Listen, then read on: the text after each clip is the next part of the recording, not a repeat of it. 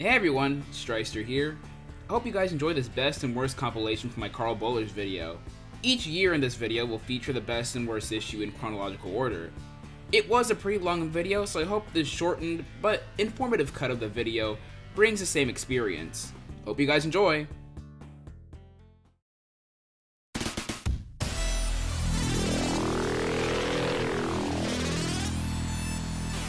Skipping over to 53's story, Sounds of Silence, we have this really great moment with Sonic and Sally. Sally contemplates her new responsibilities, and we learn that she's scared about now leading in place of her father. Geoffrey informs Sonic and Sally that Rotor, Dr. Quack, and Uncle Chuck are investigating the Zone of Silence until their lab blows up. Sonic is introduced to the mysterious wizard, Ixis Naugus. He and Warlord Kodos have teamed up, and Sonic's gotta stop him somehow. But first, they escape and learn from King Maximilian that Ixis Naugus is the true ruler of Mobotropolis. During his time in the Zone of Silence, Naugus saved him from a black hole, and made a deal with him. He would be safe in the zone in exchange for dominion over Mobotropolis. Sonic and Kodos duel until Ixis crystallizes Kodos. Sonic gets zapped by Ixis, however, only his gloves and shoes are under the effects of the magic. Ixis and Co escape, and that's the end of the issue. Ixis' big appearance in the comic is rather lackluster. It has an incredibly strong opening with Sonic and Sally, having the princess doubt if she can take on the task of leading an entire kingdom, but once the wizard was put front and center in the story, it really does fall apart. The comic is just okay, 5.7 out of 10, this one is just in the middle of the road for me. The final issue in this year is issue 54. Uncle Chuck and Tails are performing tests on Sonic's speed, and Sonic is now a part of a new council in Knothole. Throughout the issues, Sonic dwells on the recent revelations and changes that have been going on. Rotor planning to leave to find his parents, Uncle Chuck never telling Sonic that his parents were still alive, and Sally's new duties to name a few. We also see how Sonic feels like he isn't accomplishing anything ever since Robotnik died. After a talk with Rosie Woodchuck about making a difference, Sonic reconciles with his uncle about his parents and fully understands why Chuck never mentioned their status to him. 54 is a great issue, having Sonic reflect over all the recent things happening in his life, and even reveal some doubts and thoughts of unfulfillment, aid in fleshing out his character and shape him to feeling like a well-rounded individual. The art done in this issue looks fantastic. This is all done by Nelson Ortega and John Herbert. I like how Sonic's quill pattern is similar to the Junio design in a few panels. The only gripe I have is that the narration can be a bit much, but this is easily the best story from Karl this year. 8 out of 10.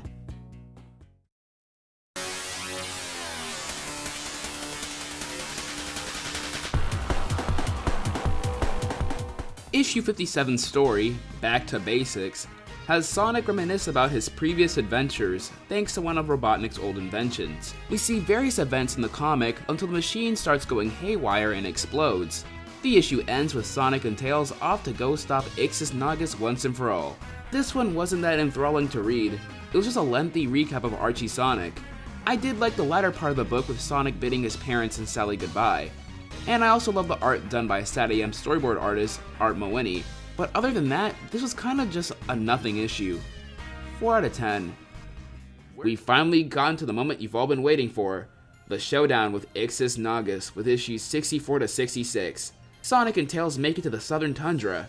Tails is doubtful over the whole situation, the power ring powering the biplane is out, and even if they do beat Naugus, they're practically stranded. Sonic encourages his best bud to not give in those thoughts, reminding him of the time they promised to defeat Robotnik, and that if they gave up now, this whole adventure would have been for nothing. Sonic fights Ixis and Tails gets frozen. After an avalanche takes everyone out, a snowbot named Eddie carries them to the home of Nate Morgan, who apparently knows Sonic's dad? But before any questions can be answered, Ixis reveals himself to the group. In issue 65, we learn that Nate Morgan is the creator of the Power Rings. A long time ago, the Overlanders created the Power Rings as an alternative to fossil fuels. But things went wrong and Nate was exiled from Mobotropolis and accepted by the Mobians. Finally, issue 66 concludes with the adventure with Nate, showing Sonic and Tails his insane supply of Power Rings. Sonic tries to convince Nate to move to Mobotropolis, stating that he could help out a lot of people with his tech. But before things can continue, Naugus shows up to the Power Ring room and chaos ensues. The insane stash of Power Rings transforms Sonic, Tails, and Naugus into Ultrasonic, Hyper Tails, and Ugly Naugus respectively. Unfortunately, all that energy has burned out Sonic and Tails, and Naugus is still powered up. Nate zaps him with a laser, and the mountain starts crashing down. Sonic gets everyone out except Eddie, who bought them enough time to go at the cost of his own life. Issue 66 also contains the origins of Ixis Naugus. You see, Naugus is a group of 3 wizards: Agnus the Rhino, Nusgau the Bat, and Sugana the Lobster. The 3 of them look for one more element for them to master, none other than the sunlight. The 3 of them use each of their abilities to fly into the sun, causing them to fuse into the being known as Ixis Naugus. The Naugus 3-parter was a fantastic story. While the pace did get severely broken with that second part, the action and art made up for it, along with showcasing how formidable of an opponent Naugus is. Eddie's sacrifice was also a nice little emotional moment there at the end. A mix of emotional moments and high-flying thrills, the Naugus arc gets an 8 out of 10 from me.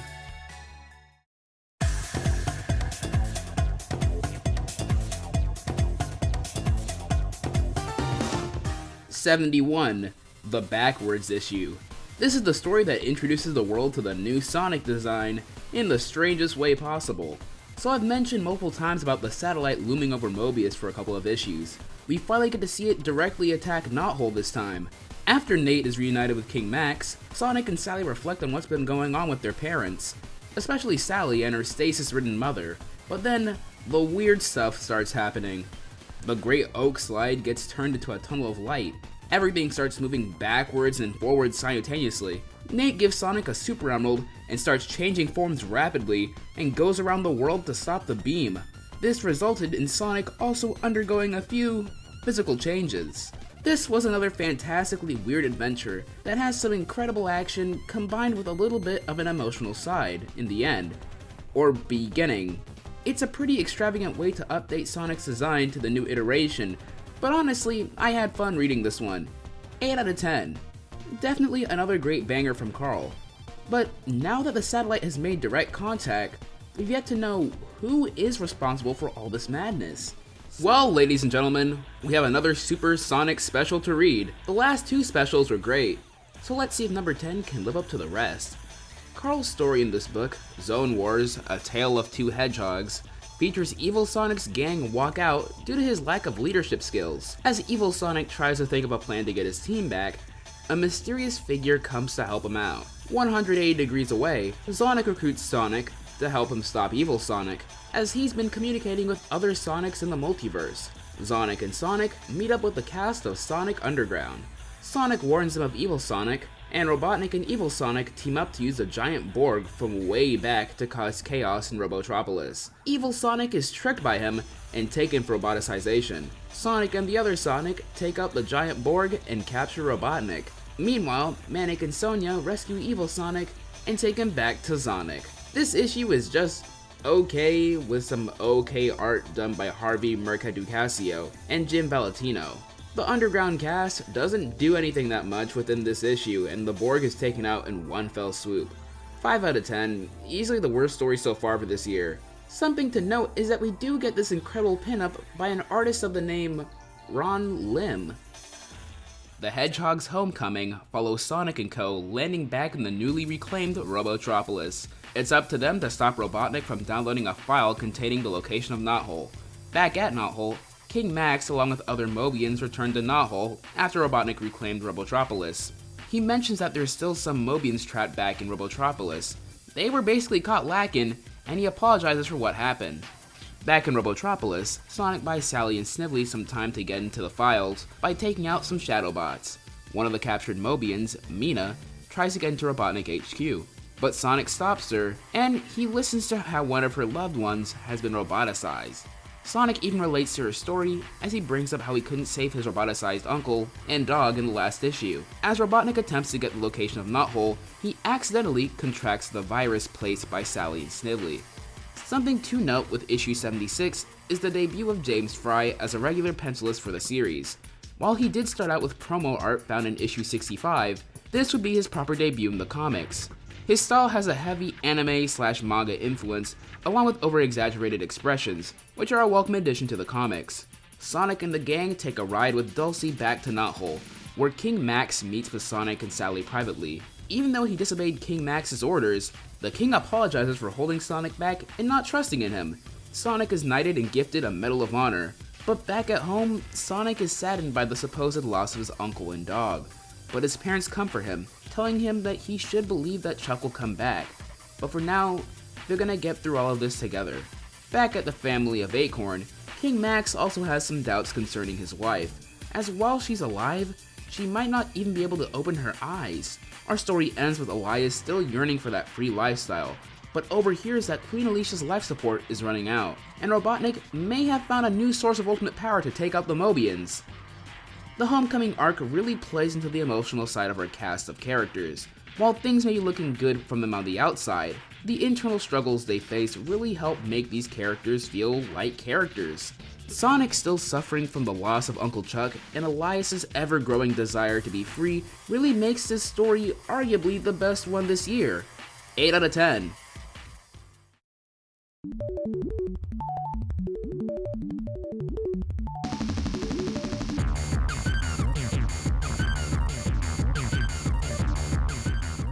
Before we jump into the Sonic Adventure adaptation, Karl Bollers along with Ken Penders wrote the first story in Super Sonic Special Issue 12. In Turnabout Heroes, Sonic and Knuckles get their bodies swapped, and chaos ensues as the titular villains Robotnik and Dimitri send hordes of SWAT bots and Dark Legion soldiers. Sonic and Knuckles are forced to steal the Master Emerald for them, but when they touch it, they switch their bodies back, and the villain's latest and greatest contraption malfunctions. It's just a pretty formulaic story, and nothing else to say other than it's a 5 out of 10.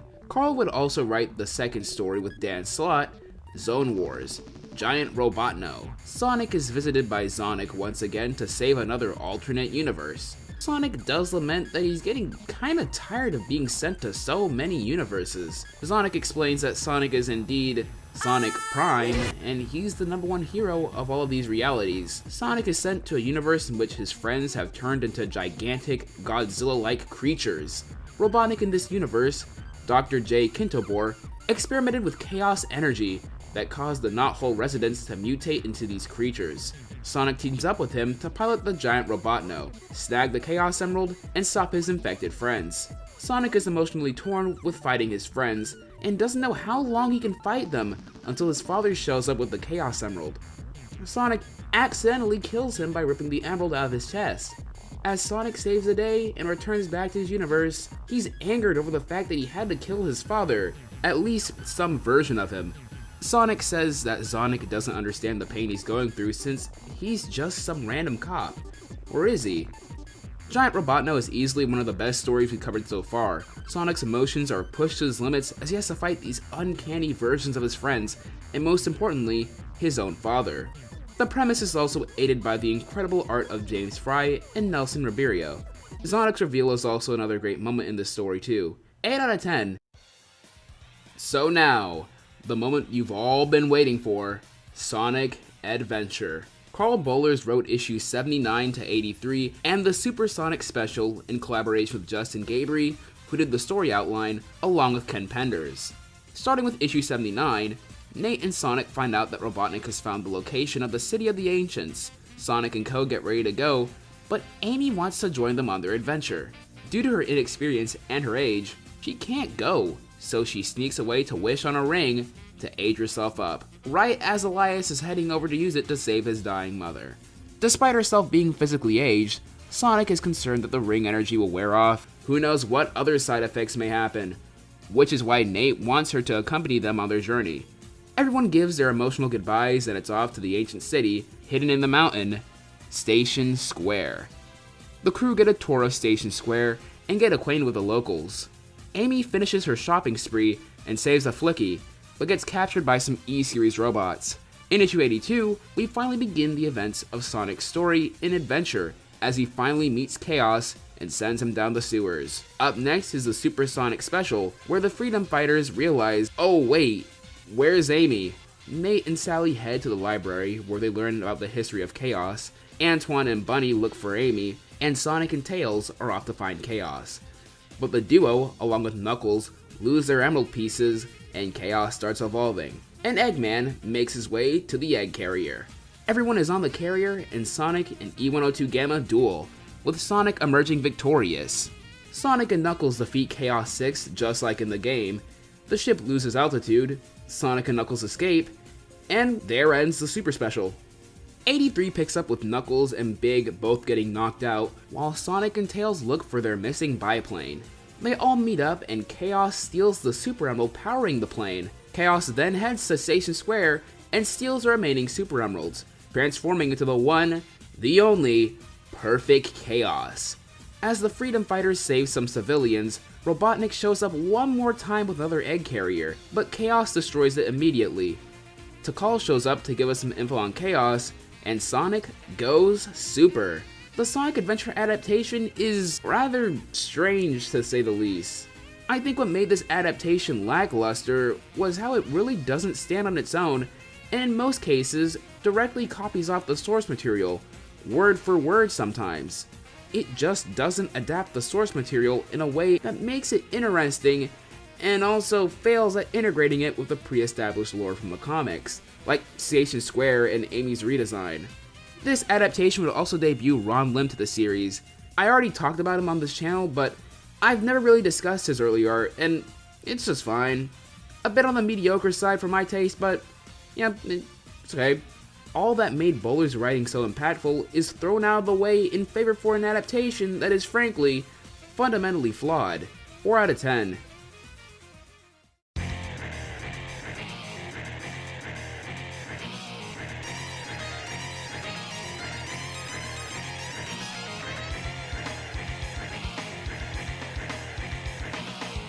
Issue 88 finally brings us back to business in what I'll call the Sword of Acorn story arc.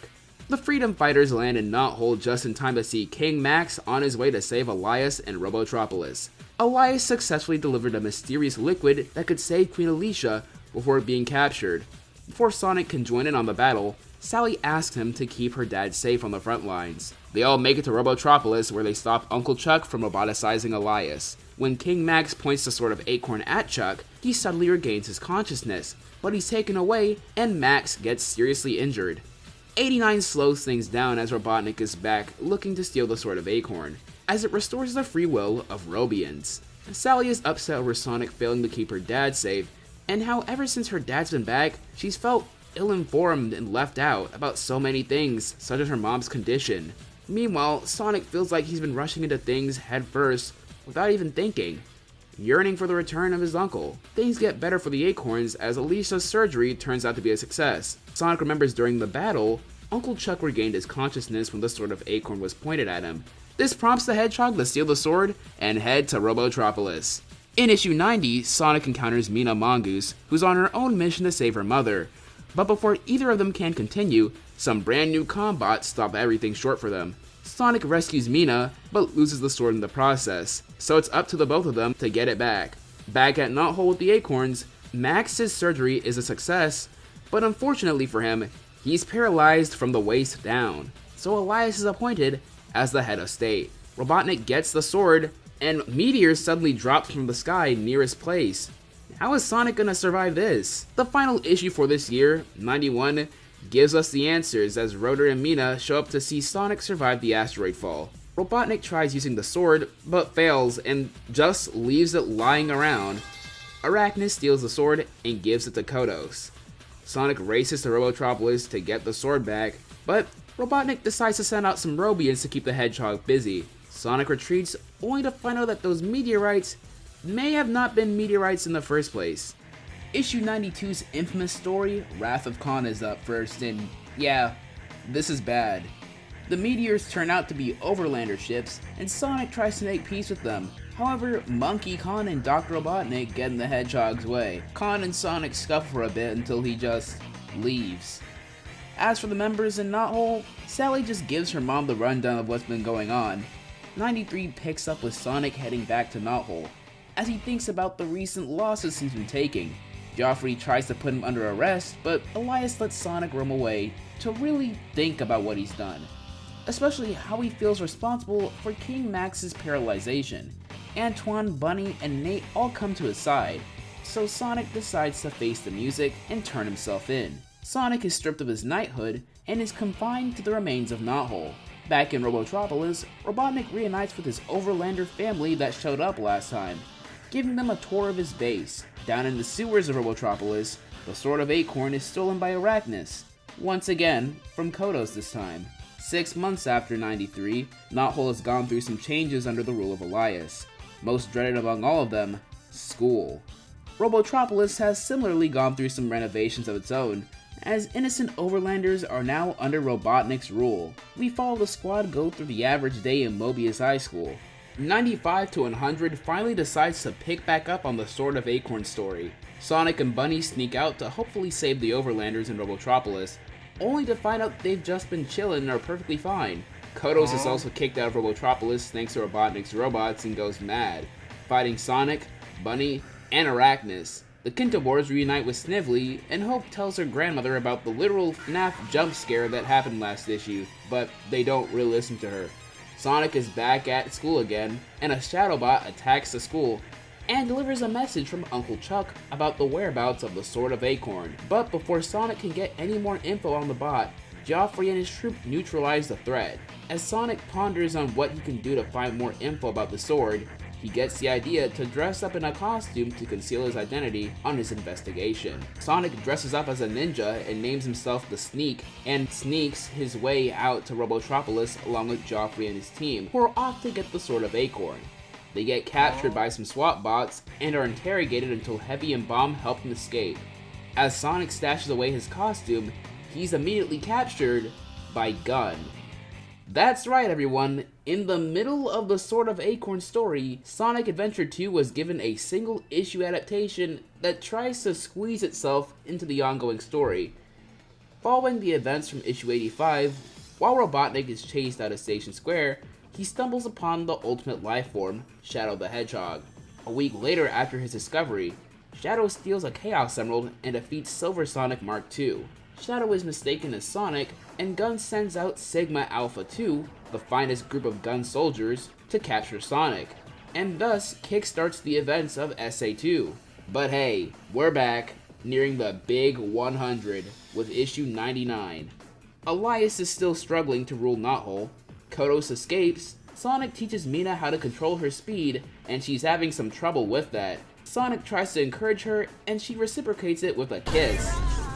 Yes, ladies and gentlemen, this would kickstart the Sonic, Mina, and Sally love triangle. With Kodos escaping, it's up to the Freedom Fighters to stop him once and for all.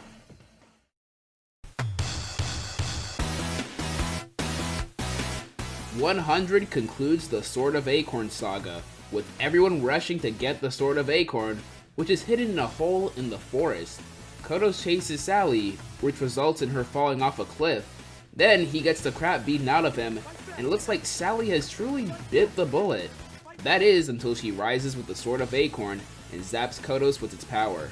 Mina finds the Freedom Fighters and alerts them that Nate is off to Robotropolis to warn the Overlanders of the toxins. The Freedom Fighters save the Robians, including Uncle Chuck, and the issue ends with Nate sacrificing himself to turn off the energy field surrounding Robotropolis. Overall, this story arc is kinda messy for the majority of it, especially that SA2 adaptation that's inserted midway into the arc.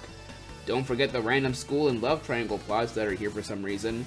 Included in this amalgamation of a story is the disappointing Overlander subplot that seemingly feels like an afterthought. There were some strong emotional beats early on, but everything felt muddled by the end of it. James Fry's dynamic art would soon be replaced with Nelson Ribeiro, Harvey Mercado Casio, and Ron Lim, making the presentation deteriorate within each issue. The overall experience was definitely a 5.7 out of 10. I've already covered issue 101 in my last Archie related video. Nothing more to say other than the art isn't that great and the story feels like nothing is really going on. 5 out of 10.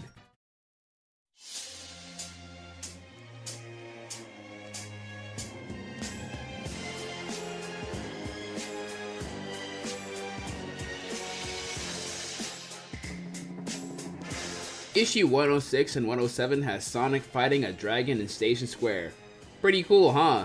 Sonic and Co discuss migrating the Overlander refugees from Knothole over to Station Square. Sonic is mad that the president's board wanted some sort of offer instead of just doing the right thing. The next day, a dragon shows up to terrorize Station Square, and Sonic tries his best to take it down, but comes up unsuccessful. So the President and the Freedom Fighters make a deal to take down the dragon problem in exchange for keeping the refugees in Station Square. Sonic teams up with Sigma Alpha 2 and comes across Dulcie. She and the dragon from earlier, Zan, have been living on Pyro Island for a while. We also learn that Zan is an abusive boyfriend and sends Dulcie flying.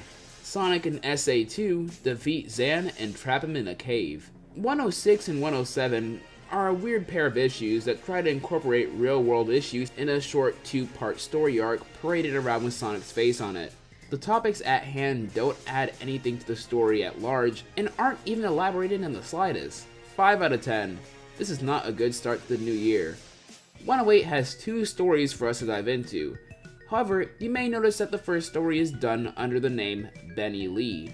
During Karl Bollers' time as a writer, he garnered a bit of flack for being too serious with his stories, so he created this pen name to write more lighthearted stories. So you'll be seeing the both of them make appearances back to back in a few issues. So in the cover story, the OG Dr. Robotnik from issue 50 just shows up thanks to the reality meddling Knuckles had caused. Old Robotnik flees to Knothole where he encounters the Freedom Fighters in a game of hide and seek. Sonic is immediately skeptical of the Doctor, but everyone just welcomes him in. Eventually, the Freedom Fighters head back to Robotropolis where it was all a trap? What? But then it just fails and the Robotniks just fight until the old Robotnik just disappears. The premise is pretty interesting, but it's mostly played for jokes. However, the second story in this issue is leagues better. A girl named Hope has Sally reading a letter by Hope Kintabor. It recounts Hope's history so far, but not just in the form of an exposition dump. Rather, we actually get to see everything from her perspective. How she was initially afraid of Sonic, how beautiful Knothole looks, and for the longest time, she's only lived her life in nothing but a spaceship. This simple but heartfelt story is incredibly aided by the artwork done by Jeff Axer, who debuts in this story along with the cover story's front piece. He delivers some stunning detail throughout his artwork, easily one of the best artists of this entire franchise. 8 out of 10. Issue 110, or as I like to call it, the Legalized Nuclear Bombs issue. After the President got his intel on Robotnik, Station Square has decided to just flat out nuke Robotropolis. If Robotropolis gets nuked, who knows what kind of effect the radiation can have on the residents of Knothole. So Sonic and Tails race to Robotropolis to warn Robotnik of the imminent disaster. Robotnik threatens to put up his force field to mess with the ecosystem, but Sonic and Tails aren't having it. So they make it out of time just for the missiles to make their way into Robotropolis and nuke the city in the force field. The whole story feels kinda underwhelming. I mean, a threat as big as nuclear missiles heading towards Robotropolis seems like it would be a big deal, but nah. It just doesn't do the premise any justice with how short and stupid it plays out. The second story doesn't do that much either, as Sally gets multiple visions from the past, present, and future from the source of the sword's power. Yeah, this story is pretty mediocre too. All it does is just establish all that remains of the source of the sword itself and gives Sally visions of the past, present, and future. The entire comic just feels like another 5 out of 10.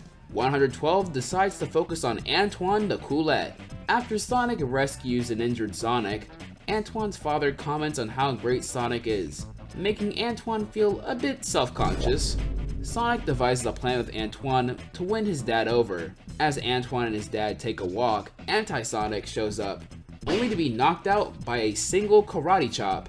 It's a fun little story that has a bit of heart to it with Antoine, albeit with a cliche execution.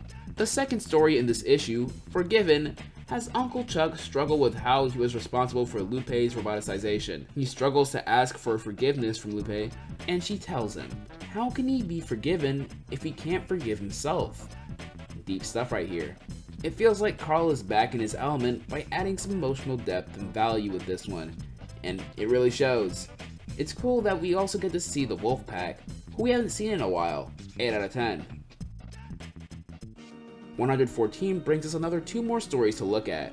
First up is the return of Mammoth Mogul. Tails wakes up in the middle of the night and flies his plane to a nearby cave where Mammoth Mogul is found, draining the life out of the real Tails. Sonic and fake Tails defeat Mammoth Mogul and subsequently freeing the real Tails. Not feeling this one a bit too much. It only serves to conclude Pender's fake Tails plot that went nowhere during the Chaos Knuckles saga, and it rushes from A to Z, not leaving any room to breathe. The second story doesn't fare any better, as it brings back school once more. Tails and Amy just goof around during class. That's it. That's the entire story. 5 out of 10.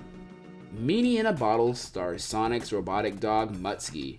After finding a genie in a bottle, a mysterious genie transfers Sonic's speed into his dog. After a quick montage of showing what Mutsky is doing in place of Sonic, they find the genie and Sonic gets his speed back. This one just felt random to me. We just got done with ending the weird clone Tails story, and we follow up with this. It just feels out of place and just an unnecessary story. 5 out of 10.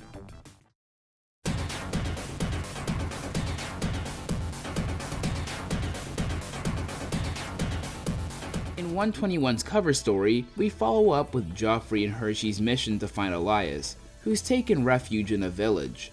Sonic and Sally are also sent to aid in on the search. Joffrey and Hershey crash land near the village, where we find Elias, who is simply done with all things royalty. But all drama is immediately broken when Robotnik shows up with his horde of robots. But Sonic shows up at the last second to take him out. I feel like every time we see Elias in a story, it's the same thing over and over again. He's always thinking or talking about how he hates royalty and wants to be free. And now that he's finally free, it feels like the story is acting like he's back at Knothole. 4 out of 10. 124 to 125 brings us another two-parter, Sonic Adventure 2.5. Shadow is up trying to remember what's going on as an alien spaceship approaches. We get a quick recap of what happened in SA2, but where the comic decides to do its own thing is that Shadow doesn't die. Instead, he's saved by the aliens seen in issue 118, the BEM. They give him enough juice to stay in his super form. He gets shot down again, however, as a mysterious spaceship makes its way to wreak havoc onto Station Square. Meanwhile, Sonic finally pops the question to Sally's parents and gets their full approval. Shadow finally shows up, and everyone gathers to hear Robotnik's pleas as Robotropolis is getting destroyed too. King Max just ends the call on him. The aliens reveal themselves as the Zorda. Long ago, they made their way to Earth and were captured and dissected. Because of this, they dropped a gene bomb to wipe out all traces of life on Earth. However, they kinda botched the job, so they're gonna finish what they started. Oh yeah, and also we get the big reveal that Mobius and Earth are the same. Rotor builds a device to directly talk to the Zorda, and Sally tries to reason with them, but they have their minds set. Robotnik finally gets to talk with Max on making a truce. They'll work together if Robotnik gives up 50% of his territories to the Kingdom of Acorn. Robotnik agrees, and Sonic and Sally head to Robotropolis. Sonic pilots the robot Gigabot Prime and takes out the alien spaceship. The aliens have one more attempt to destroy Mobius with their doomsday weapon, the Quantum Dial. This mysterious device is advertised to create a black hole that will swallow the entirety of Mobius. Everyone, and I mean everyone, rushes over to save the world and put an end to the Zorda's madness. The Gigabot, along with all machinery, disassembles near the dial, leaving Sonic and Sally to stop it. Sonic ultimately sacrifices himself by reversing the effects of the dial by running around it extremely fast. The dial explodes, seemingly killing Sonic. But while the Hedgehog may be gone, he sure isn't out of the picture. SA 2.5 is an epic story. Everyone's gathering around to stop a colossal world-ending threat, and also drops some bombshell info on us. The stakes have risen up higher than Endgame. The art and colors make this issue incredibly memorable, with its stunning detail, and Sonic and Sally's moment near the end is extremely heartfelt, and has a stunning conclusion to it. This might be the best milestone issue and outright best issue of Karl's run so far. 9 out of 10.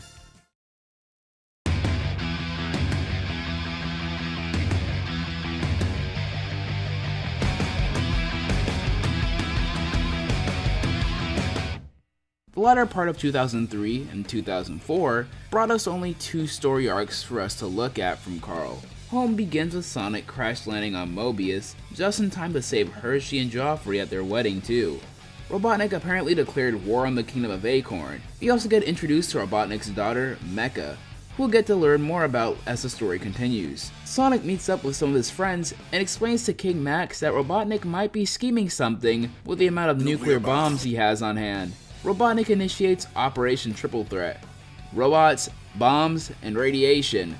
What more could you ask for?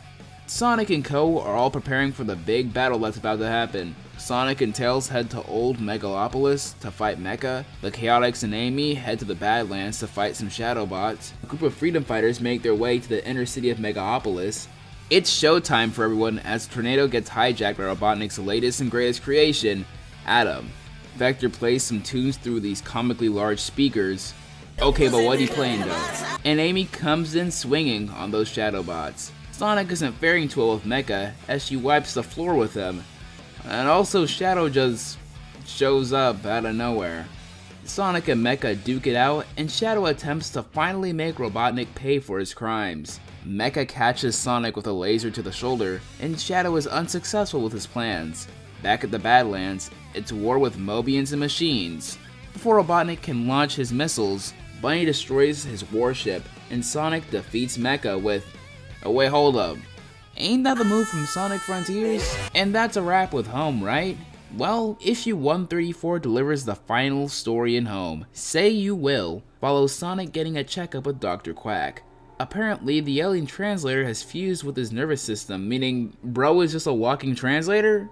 Sonic gets to talk with his family about what he encountered during his time with those aliens and tossed in space. He also meets up with Tails and gives him a message from his parents, who miss him dearly, and tell him that their love has no bounds. Later that night, after a concert with Mina Mongoose, okay, but what's she singing though? King Max gives an announcement that Sally will temporarily be ruler while he and the rest of the royal family go on a world tour.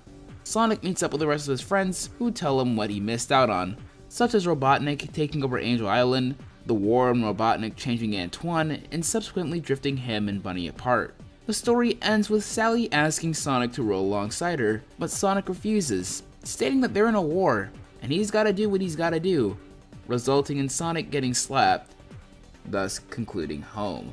Home is a pretty underrated story arc that delivers on some incredible action and spectacle with Sonic and Tails battling the Doctor's latest and greatest creations. The stakes are brought up yet again with the threat of nuclear bombs, and it's up to almost everyone to take him down. There is some decent character interaction, especially with issue 131, with everyone preparing for the big fight, and the fights themselves were fun to look at. Granted, I don't think Dave Manek understood the assignment when he penciled his story because it was clearly the weakest of the bunch. John Gray is also brought into the team with issue 134. Yes, the infamous slap. So what do I think of it? I'm gonna be real here and say it's not really that bad. When the context is put into play, you can kind of see what really pushes Sally to get to that point. Throughout the entirety of the Home story, she's been relegated to nothing more than a bench warmer, watching her consort almost die, and how Mecha hurt him during that arc clearly broke her and may have given her some PTSD. Also, don't even forget about that for at least a year now, she's believed that her loved one was practically dead, so she's never gotten to explain her feelings to the Hedgehog. All of these events really make her concern completely justifiable. I just can't understand the animosity behind this specific story.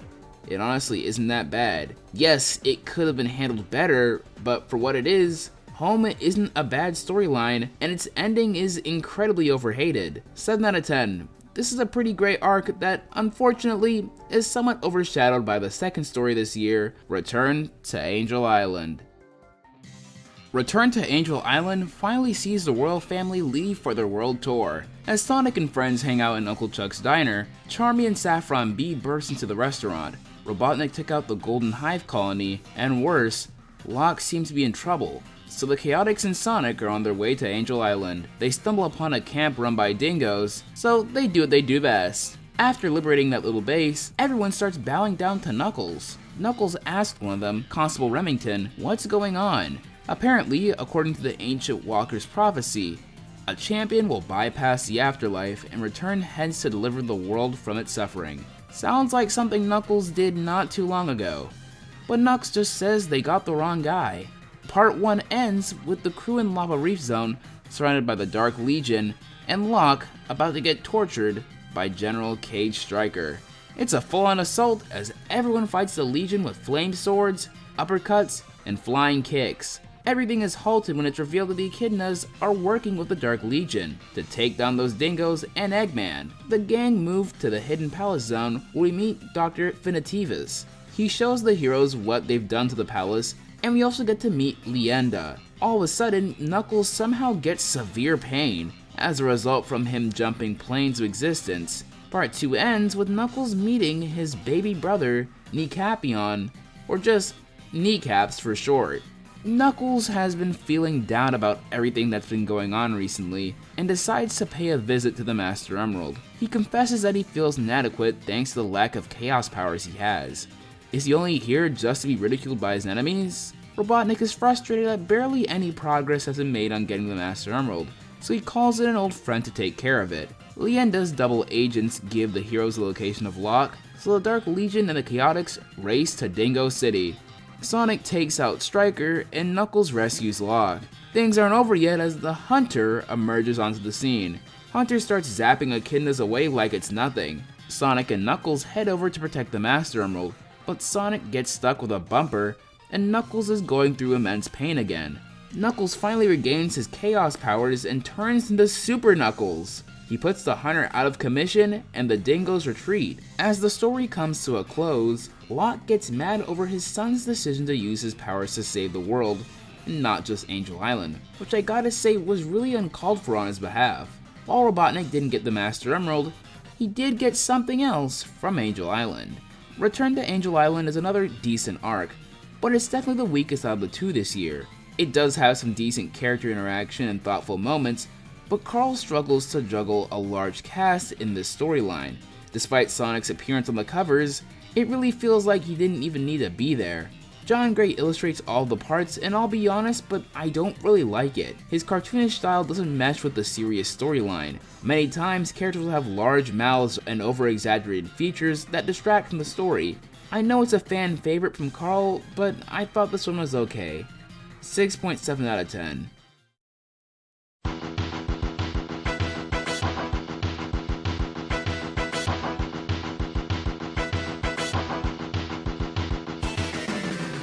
Karl writes the second story in issue 145, Training Day. Robotnik teaches his robots about Sonic, Tails, Amy, and Knuckles. This story mainly serves as a refresher to those unfamiliar to Sonic & Co. That's really it. What more do you want me to say other than it's kinda boring if you already know about these characters? Al Bigley illustrates this story and it's fine. 5 out of 10. The final issue by Karl Bollers, ladies and gentlemen, Songoose. Robotnik hires Knack the Weasel to assassinate Mina, who's coming to Knothole for a concert. While the Freedom Fighters are training, General DeCoulette falls down from an unspecified disease.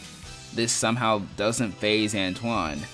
Strange. The crew decide to go to Mina's concert to calm everyone down.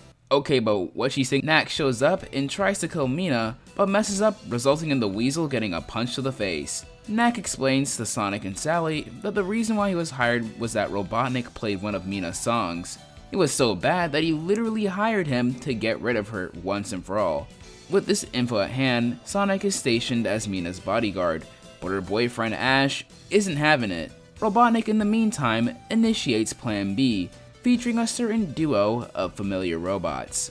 154 continues with Ash getting mad at Mina. He jumps down her throat about how she still has feelings for Sonic. Ash believes that Sonic is an absolute jerk for breaking her heart back in issue 123 and is hell-bent on not forgiving the Hedgehog. During her concert, Robotnik finally unleashes Heavy and Bomb. The Freedom Fighters get rid of the bombs, and Sonic comes face to face with Heavy. He drills underground and submerges the robot. He wakes up back, and Mina promises a date with Sonic. While the Freedom Fighters leave, Ash and Mina find one more bomb. Ash decides the smartest thing to do is to grab the bomb and run out the room with it. It explodes in his arms and is taken to the hospital. Ash and Mina share a kiss as she denounces her love for Sonic. This ends Songoose, and it was just another decent story that did have some funny moments, especially with Robotnik's whole plan existing because he just hates Mina's music. As another emotion-driven tale, I don't really like it. Ash comes off as unlikable and petty from the start, just hating Sonic anytime he's on the page, and bringing up the Sonic Mina thing was just tiring at this point. I thought we were done with it for good back in Heart Held Hostage, but the story brings it up again and puts it back to rest with the rather nonsensical heart-to-heart with Ash. 6 out of 10. Karl's run on Sonic the Hedgehog is a strangely enjoyable mixed bag for me. He enjoys pushing the pathos/emotional aspect of these characters, and as a result makes the world of Mobius feel alive. Each of the main characters gets some sort of heartfelt moment with each other, or even just themselves. When it's time for action to unfold in the pages of Archie Sonic, Karl has shown that he can deliver a movie-esque experience combined with the incredible in-house talent of Archie Comics. Karl was also daring too in many aspects, for better and for worse. He wasn't afraid to push Sonic and Co out of their element and experiment with new locations, love lives, and even new characters. Karl Bollers is easily one of the most underrated writers of all time in Sonic the Hedgehog, contributing just as much as the others, if not even more, bringing along a collection of stories I'll never forget.